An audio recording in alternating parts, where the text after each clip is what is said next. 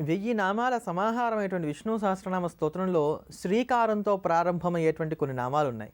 శ్రీకరః, శ్రీనిధిః, శ్రీవిభావనః, శ్రీవత్సవక్షః ఇట్లా కొన్ని నామాలు ఉన్నాయి.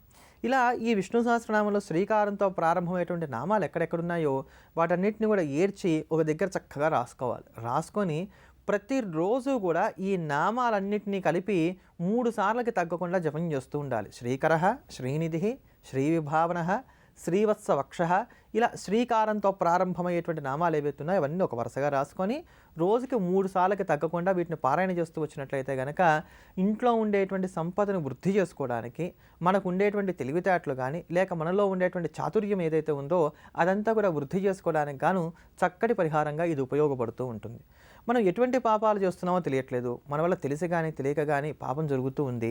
మరి ఇటువంటి పాపాల నుంచి మనం ఎలా బయటపడాలి అని అంటే దానికి సమాధానంగా కూడా విష్ణు సహస్రనామ స్తోత్రమే ఉపయోగపడుతుంది. ఎటువంటి శాపాలు ఉన్నప్పటికీ, జాతకరీత్యా కాలసర్పదోషం కానీ, సర్పశాపం కానివ్వండి, పితృశాపాలు కానివ్వండి, మాతృశాపాలు కానివ్వండి, భాతృశాపాలు కానివ్వండి, గోశాపం కానీ, విప్రశాపం కానీ ఇట్లా ఎటువంటి శాపాలున్నా, ఎటువంటి కర్మదోషాలున్నా వాటన్నిటిని కూకటి వేళ్లతో సహా పెకిలించి వేయగలిగేటువంటి శక్తి కేవలం విష్ణు సహస్రనామ స్తోత్రానికి మాత్రమే ఉంటుంది. అందుకనే పూర్వం సంప్రదాయంలో రోజు కూడా విష్ణు సహస్రనామ స్తోత్రాన్ని పారాయణ చేయండి, మీకు ఎటువంటి గ్రహదోషాలు కూడా అంటవు అని చెప్పని అందరూ కూడా చెప్తూ ఉండేవారు. అంతటి భవ్యమైనటువంటి ఆ స్తోత్రరత్నాన్ని శ్రవణం చేద్దాం, నారాయణుడి యొక్క పరిపూర్ణమైనటువంటి కటాక్షాన్ని పొందుదాం. విష్ణుం జిష్ణుం మహావిష్ణుం ప్రభ విష్ణుం మహేశ్వరం అనేక రూప దైత్యాంతం నమామి పురుషోత్తమం.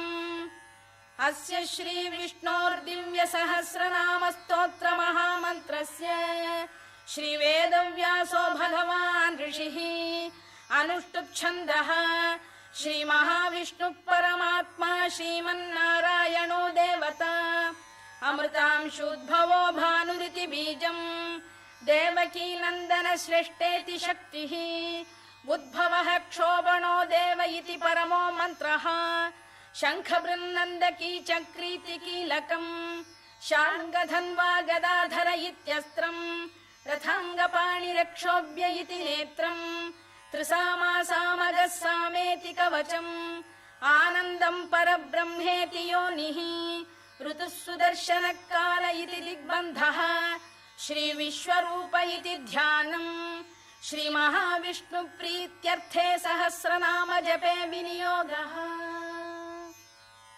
ధ్యానం క్షీరోదండత్ ప్రదేశే శుచిమణి విలసత్సైకతే మౌక్తికానాం మాలాక్లుప్తాసనస్థ స్ఫటికమణి నిభైర్మౌక్తికైర్మండితాంగః శుభ్రైరభ్రైరదభ్రైరుపరి విరచితైర్ముక్త పీయూషవర్షైః ఆనందీన పునీయాదరి నళిన గదా శంఖపాణిర్ముకుందః భూః పాదౌ యస్య నాభిర్వియదసుర నిలశ్చంద్ర సూర్యౌ చ నేత్రే కర్ణావాశా శిరోద్యౌర్ముఖమపి దహనో యస్య వాస్తేయమబ్ధిః అంతస్థం యస్య విశ్వం సురనర ఖగో భోగి గంధర్వ దైత్యైః చిత్రం రమ్యతే తం త్రిభువన వపుషుం విష్ణుమీశం నమామి.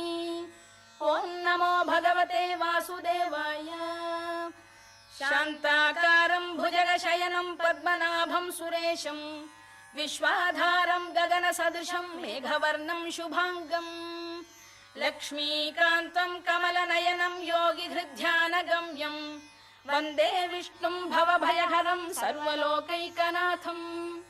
మేఘశ్యామం పీతకౌశేయవాసం శ్రీవత్సాంకం కౌస్తుభోద్భాసితాంగం పుణ్యోపేతం పుండరీకాయతాక్షం విష్ణుం వందే సర్వలోకైకనాథం.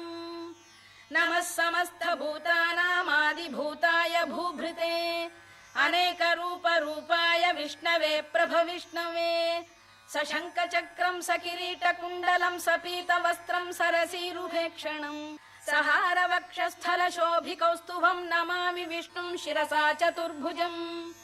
ఛాయాయాం పారిజాతస్య హేమ సింహాసనోపరి ఆసీనమంబుదశ్యామమాయతాక్షమలంకృతం చంద్రాననం చతుర్బాహుం శ్రీవత్సాంకితవక్షసం రుక్మిణీ సత్యభామాభ్యాం సహితం కృష్ణమాశ్రయే.